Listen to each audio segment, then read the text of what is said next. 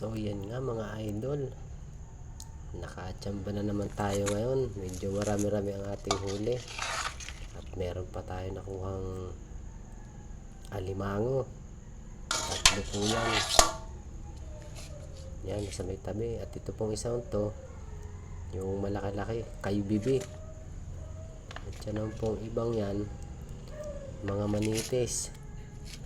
Siguro may ilang piraso din po yung nahuli kong yan.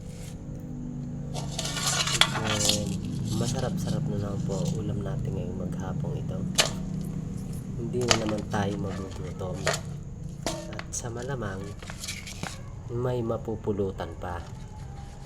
At ayan nga pong maliliit na yan, ay pamimigay na natin sa ibang kailangan din naman ng ulam. At yung pong malaking yon ay ilaan na natin sa pulutan.